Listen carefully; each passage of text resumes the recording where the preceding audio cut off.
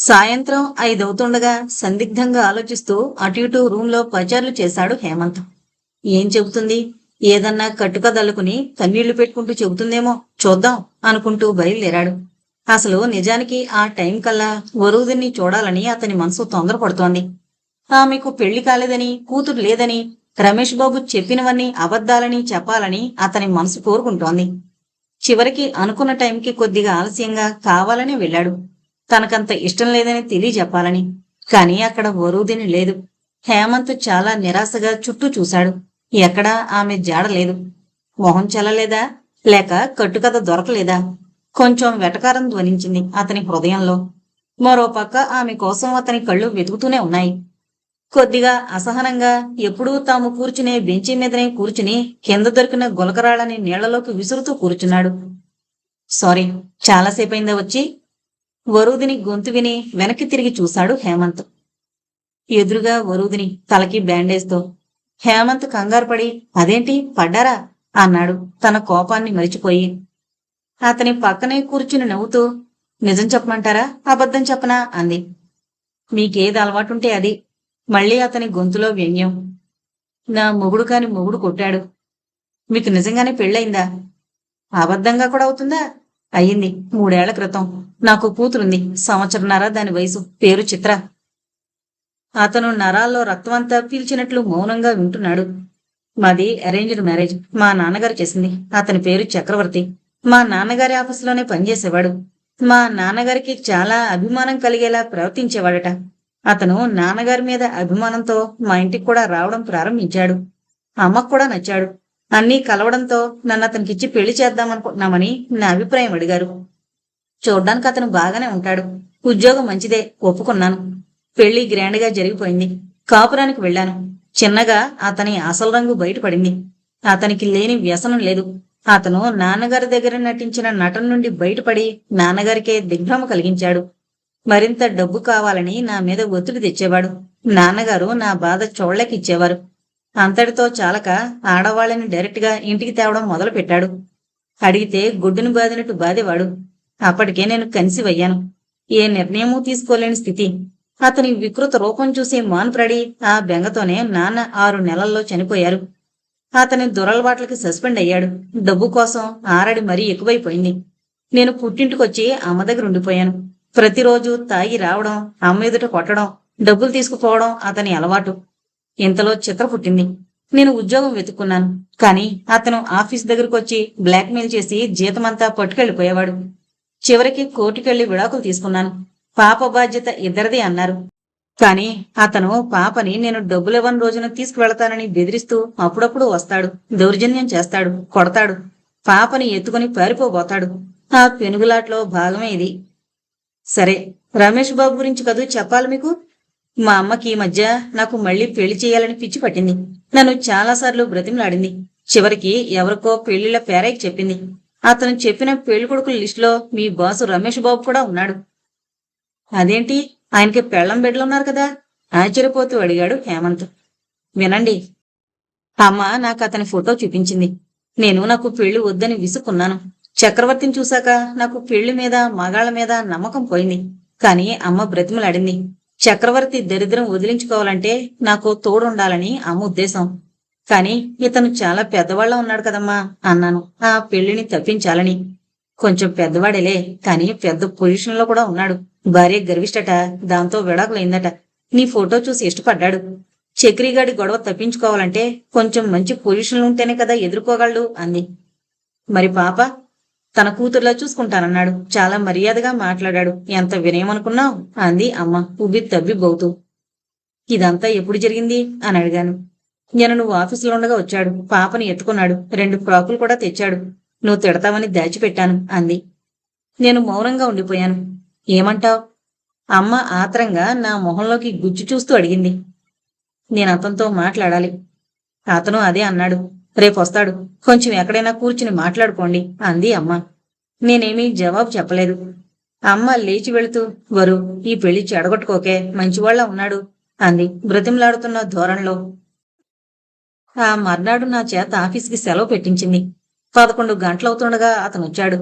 అమ్మ నన్ను అతనికి పరిచయం చేసింది. హలో అన్నాడతను. నాకతను మొదటి చూపులోనే నచ్చలేదు. కారణం రూపమా ఏమో ఆలోచిస్తున్నాను.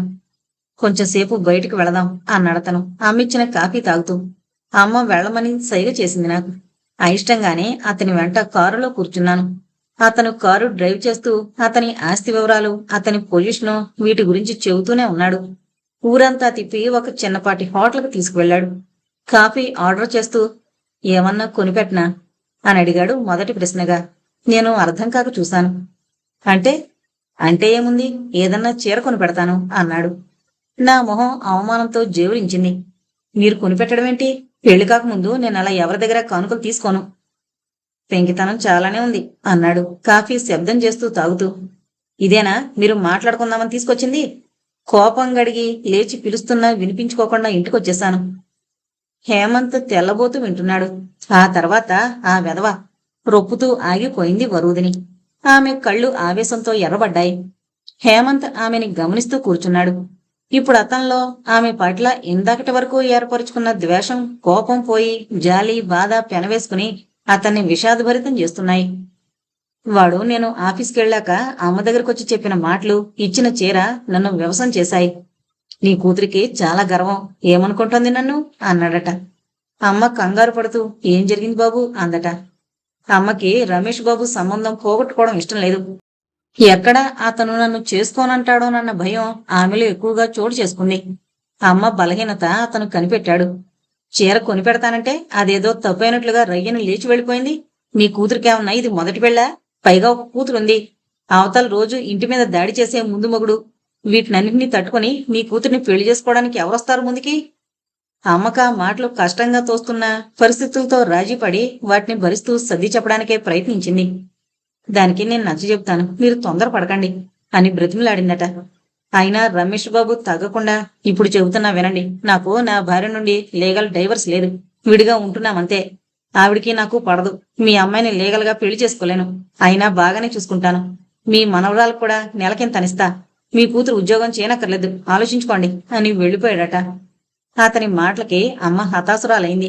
నేను ఆఫీసు నుండి వెళ్లేసరికి ఏడుస్తూ పడుకునుంది. నేను కంగారు పడి అడిగితే ఏడుస్తూ జరిగిందంతా చెప్పింది. జీవితంలో ఒక దెబ్బ తగిలితే నీతి జాతి లేని వాళ్ళనుకుంటుందా ఈ ప్రపంచం? ఎంత బాగా పెంచాను నిన్ను, ఎంత మంచి కుటుంబం మంది. ఒక దుర్మార్గుడు చేసిన నీచమైన పనికి మన బ్రతుకులెంత దిగజారిపోయాయా? తప్పు చేసిన వాడిని వదిలి మనల్ని శిక్షిస్తున్నారే. వాడికి లీగల్ డైవర్స్ అయిందనుకుని ఇంటిదాకా రానిచ్చాను. ఎలా మాట్లాడాడు వాడు? నా కూతుర్ని ఉంచుకుంటానని కదా వాడు చెప్పడం. అమ్మ తిరిగి వెక్కి ఏడ్చింది. నేను అమ్మ భుజం మీద చెయ్యేసి, వాడు సంస్కారం లేని అదముడు, పాతాళం నుండి వచ్చాడు. వాడు వాగిందానికి నువ్వు ఏడవడం ఎందుకమ్మా? నేను పెళ్లి చేసుకోవాలని ఎప్పుడు అనుకోలేదు. చిత్రే నా లోకం. దాన్ని బాగా పెంచాలి, చదివించాలి.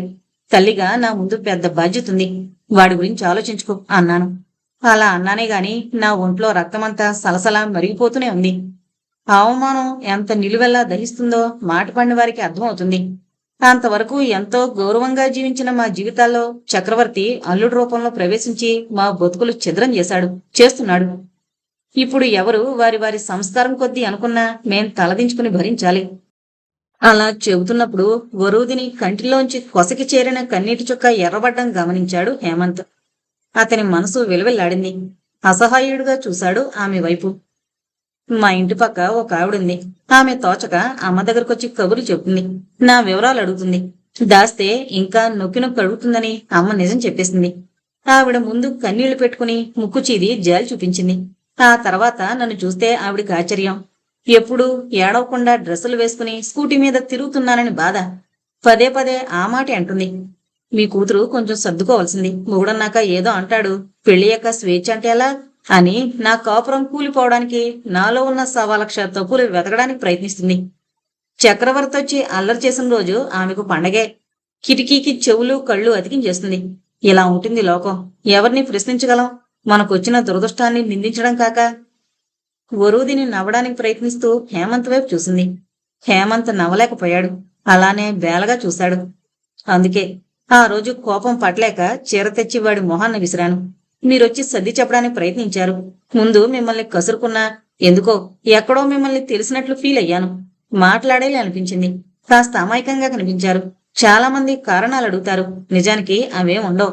కొందరిని చూడగానే చిరాకు కలుగుతుంది. కొందరంటే ఇష్టపడతాం. కొందరు అసలు ఏ జన్మ నుండో మనకి ఆత్మీయులు అనిపిస్తారు. స్నేహానికి ప్రేమకి లాజిక్లుండవు హేమంత్, అదంతే. కాలగతిలో వాళ్ళ బలహీనతలు తెలిసినా వదలాలి అనిపించదు అంటూ నిట్టూర్చింది వరూధిని. హేమంత్ మనసంతా అదోలా అయిపోయింది. వరూధిని మీద కోపమైతే పోయింది గాని తనేం చేయగలడామెకి? కాని ఏమైనా చేసి ఆమె జీవితానికి వసంతం తేగలిగితే? అదే అర్థం కాలేదతనికి.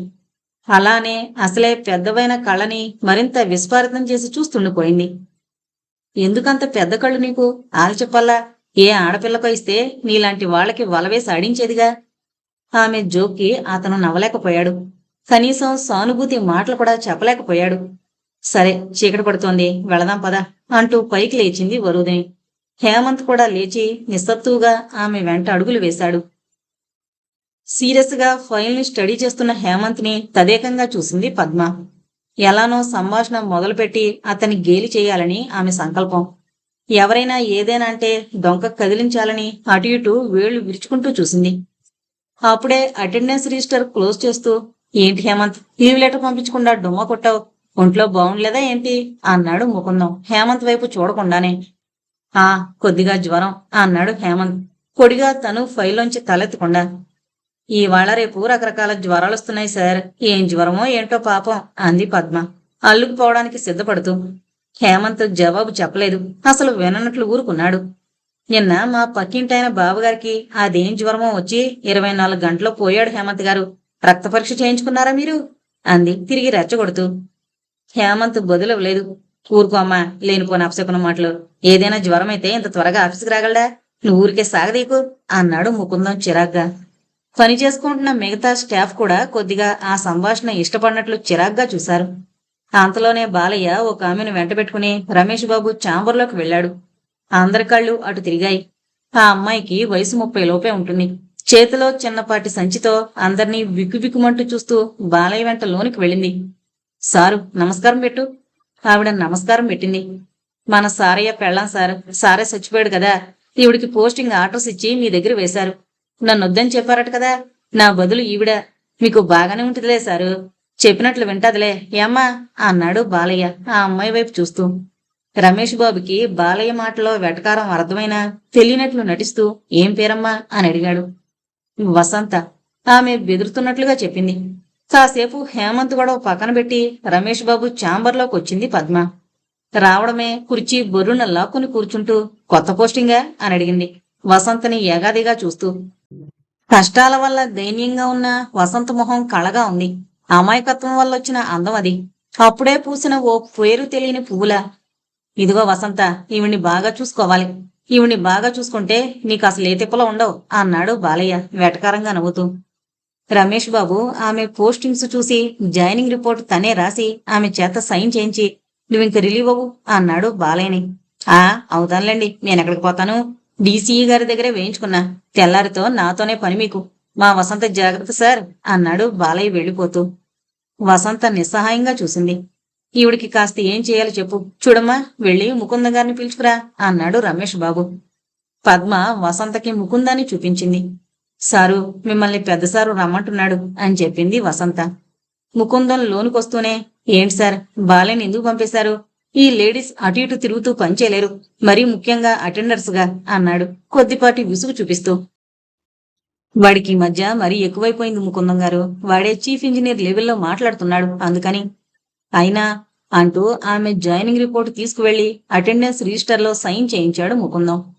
మన కొత్త అటెండర్ పేరు వసంత, సారయ్య భార్య, బాలయ్యకి బదులుగా వచ్చింది అన్నాడు ముకుందం స్టాఫ్తో. దరిద్రం వదిలింది అంది పద్మ. ఏం వదిలింది? వాడు డీసీఈ గారి దగ్గర చేరాడు, ఇంకా జులుం పెరుగుతుంది అన్నాడు ముకుందం.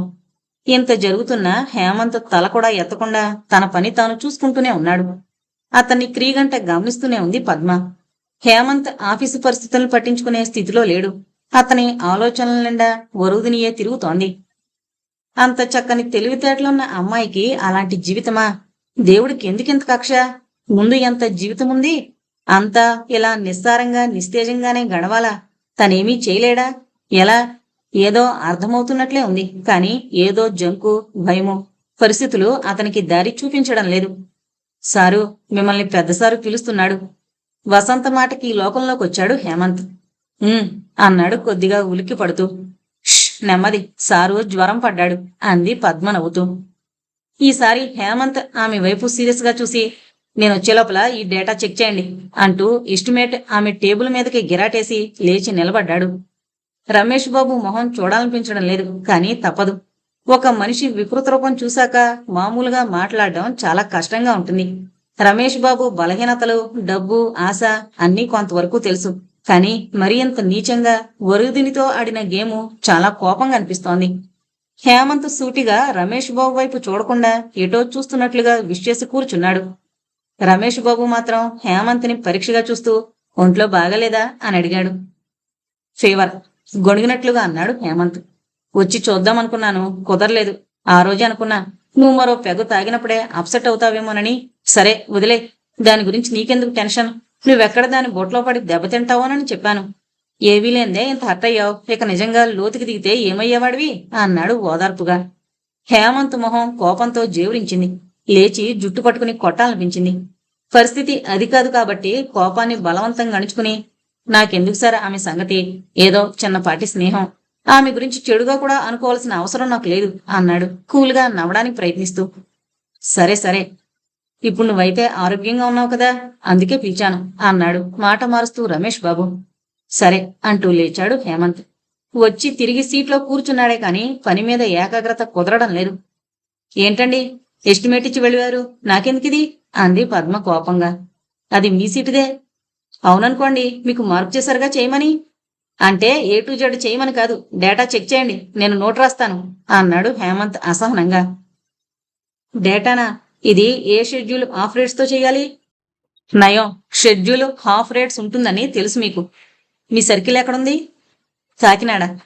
మరింకేం, ధవళేశ్వరం షెడ్యూల్ ఆఫ్ రేట్స్తో చేయండి. పద్మ ఎస్టిమేట్ను అటు ఇటు తిరిగేసి గబగబా అది పుచ్చుకుని రమేష్ బాబు రూంలోకి పరిగెత్తింది. చూడండి ఆ హేమంత్, నేను ఎస్టిమేట్ చెక్ చేయాలట, అంత మాత్రానికి అతనెందుకు అంది ఏడుస్తున్నట్లుగా. ఏం చెయ్యొచ్చు కదూ? తెలిసి మాట్లాడకండి, నాకు రాకనే కదూ మిమ్మల్ని పట్టుకుని ఏడుస్తున్నా. సరే వసంత, వెళ్ళి వసుమతి గారిని పిలువు అన్నాడు వసంతతో. ఆవిడెందుకు? ఇప్పుడు అసలే దెబ్బతిన్న పులిలా ఉన్నాడు హేమంత్. వసుమతి చేత చెక్ చేయిస్తాలే. వసుమతి రావడమే అసహనంగా లోనుకొచ్చింది. హేమంత్కి కొంచెం హెల్త్ బాగలేదు, కాస్త ఈ ఎస్టిమేట్ డేటా చెక్ చేసి పెడతారా?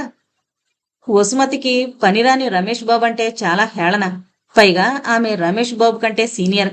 జోనల్ సిస్టంలో ఆమెని వెనక్కి తోసి రమేష్ బాబుకి ప్రమోషన్ ఇచ్చారని మంట కూడా ఉంది.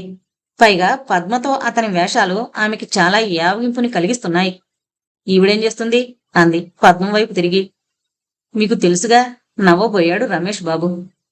నాకేం తెలీదు, నా సర్కిల్ హెవీ సర్కిల్, నేనే రోజు ఇంటికి పట్టుకెళ్ళి తెల్లవార్లు వర్క్ చేస్తున్నాను, సారీ అంది నిక్కచ్చిగా వసుమతి. ఈ ఒక్కసారికి ఒక పని చేయండి, ఆవిడ సర్కిల్ని కూడా నాకు అలాట్ చేసి ఆమెను నాకు అసిస్టెంట్గా వేయండి, పని నేర్పిస్తాను ఆవిడికి అంది వసుమతి. పద్మ కోపంతో ఊగిపోయింది. నేను మీకు అసిస్టెంట్నా? అంత పౌరుషం ఉంటే పని నేర్చుకోండి పద్మ, మీలాంటి వారు నాకు అసిస్టెంట్ కావాలని నేను కోరుకోవడం లేదు అంటూ విసురుగా వెళ్ళిపోయింది వసుమతి. సరే హేమంత్నే పిలువు, ఆయన పర్మిషన్ లెటర్ మీకు ఇమ్మని చెప్పి ఇప్పుడే వెళ్ళిపోయారు సార్ అంది వసంత్ చేతిలో కాగితం అతని బల్ల మీద పెడుతూ. వాట్, వెళ్ళిపోయాడా? అవును సారు, ఎవరో అమ్మాయి వచ్చి పిలిచుకెళ్ళింది. వసంత మాటికి దిగ్భ్రమ చెంది రమేష్ బాబు పద్మ మొహమొహాలు చూసుకున్నారు. అవును సార్, ఆ అమ్మాయి ఏదో ప్రాబ్లంలో ఉన్నట్లుంది, హడావిడిగా తీసుకెళ్ళింది అంటూ లోనుకొచ్చాడు ముకుందం.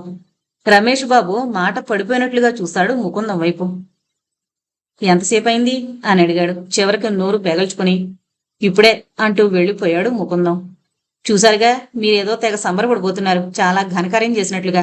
అందుకే ఇంకా పని మీదేం ఇంట్రెస్ట్ ఉంటుంది, పరిగెత్తుతున్నాడు. మాటి మాటికి అంటూ రెట్టించింది పద్మ. రమేష్ బాబు ఆమె మాటలు వినిపించుకునే స్థితిలో లేడు. అతని హృదయం బొగ్గుమంటోంది అకారణంగా. తమ తప్పు తాము తెలుసుకునే స్థితిలో ఉంటే మనుషులు సైకోలుగానో దుర్మార్గులుగానో మారరు. ఇకిప్పుడు మాట్లాడి ప్రయోజనం లేదని చిన్నగా అక్కడి నుంచి జారుకుంది పద్మ. హాస్పిటల్లో గబగబా పరుగు తీస్తున్నట్లుగా నడుస్తోంది వరుదిని. ఆమె వెనకాలే హేమంత్. ఈసారి ఆమె నిజంగానే హాస్పిటల్కి తీసుకురావడం ఆందోళన కలిగిస్తోంది హేమంత్కి. ఎప్పుడు సరదాగా హాస్పిటల్ అని చెప్పి సినిమాకి తీసుకెళ్లే వరుదిని నిజంగానే ఇంటెన్సివ్ కేర్ వైపు ఆందోళనగా పరిగెత్తడం అతనికి భయాన్ని కలిగించింది. ఏమైంది అన్నాడు కంగారుగా. ఆమె వెనుతిరిగి చూసింది. ఆ కళ్ళ నిండా నీళ్లు. అమ్మకి బాగలేదా? ఆమె తల అడ్డంగా తిప్పింది. కాదు, చిత్రకి చాలా జ్వరం. అలా చెబుతున్నప్పుడు ఆమె బుగ్గల మీద కన్నీళ్లు జలజలా రాలాయి. ఎలా ఊరడించాలో తెలియని స్థితి. ఏం జరిగింది? మొన్న గొడవకి చాలా భయపడింది. చిత్రని బలవంతంగా లాక్కుని వెళ్లాలని చూశాడా దుర్మార్గుడు. ఆ పెనుగులాట్లో బాగా నలిగిపోయింది అంది వరూదిని కన్నీళ్లు తుడుచుకుని. ఇంతలో నర్సొచ్చి ఏవో మందులు అర్జెంటుగా కావాలని కౌంటర్లో డబ్బు కట్టమని చీటి ఇచ్చింది. వరూదిని ఆ చీటిని తీసుకుని ఆలోచించడం గమనించాడు హేమంత్. అప్పుడు చూశాడు ఆమె చేతులకున్న గాజులు, మెడలో చైను లేకపోవడం. ఒక్క నిమిషం అంటూ ఆమె వెళ్లబోతుండగా అతను ఆమె చేయి పట్టుకున్నాడు గబుక్కున. వరూదిని ఆగి అతని వైపు చూసింది. నేను కట్టి వస్తానివ్వండి. ఆమె జవాబు ఆశించకుండానే హేమంత్ చొరవగా ఆ చీటి తీసుకుని ముందుకెళ్లాడు. అతను వెళ్లిన వైపే నిర్లిప్తంగా చూస్తుండిపోయింది వరూదిని. అదృష్టవశాత్తు ఆ రోజునే హేమంత్ జీతం తీసుకున్నాడు. ఒక స్నేహితురాలికి మాత్రం సహాయపడగల అవకాశం వచ్చినందుకు తనకి సంతోషంగా ఉంది. గబగబా కౌంటర్లో మనీ పే చేసి చెప్పిన మందులు తెచ్చి వరూదినికి అందించాడు. థ్యాంక్స్ హేమ్, నేనింటికెళ్ళాక నీకు మనీ తిరిగిస్తాను అంది కృతజ్ఞతగా. ముందు పని చూడండి. వరూదిని లోపలికెళ్లి నర్సుకి మందులు హ్యాండ్ ఓవర్ చేసి చిత్ర బెడదేరుకొచ్చింది. స్పృహలో లేని చిత్రను చూసి దుఃఖం ఆపుకోలేకపోయింది. కన్నీటిని బలవంతంగా ఆపుకుని ఎలా ఉంది అని అడిగింది డ్యూటీ డాక్టర్ని. అతను పర్వాలేదు అన్నట్లుగా తల పంకించి వెళ్లిపోయాడు. నిస్సత్తువుగా బయటకొచ్చి హేమంత్ పక్కన కూర్చుంది వరూదిని. ఎలా ఉంది? హేమంత్ ఆదుర్దాగా అడిగాడు. బదులుగా నీరసంగా నవ్వింది వరూదిని పర్వాలేదు అన్నట్టుగా. నువ్వు వెళ్ళు హేమంత్, మళ్ళీ రేపు ఆఫీస్కి వెళ్లాలిగా అంది. పర్వాలేదు, ఉంటాను అన్నాడు ఆమె పక్కనే కూర్చుంటూ. వద్దని లేదు వరూదిని, అవసరం అలాంటిది.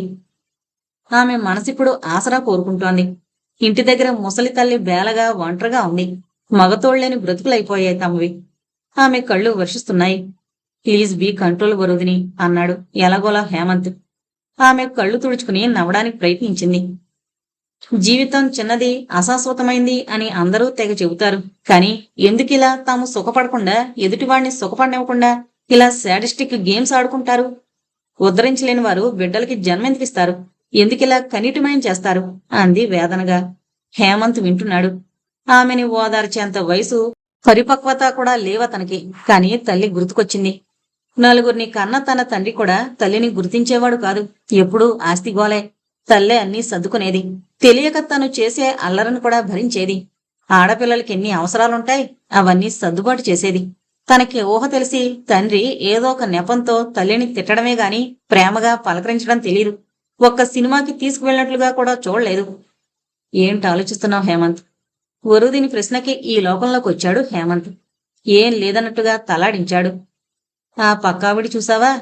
పుట్టప్పుడు మా ఇంటి విషయాలన్నీ ఆవిడికే కావాలి. కొంచెం సేపు అమ్మ దగ్గరుంటారా అని అడిగితే 1000 వంకలు చెప్పింది.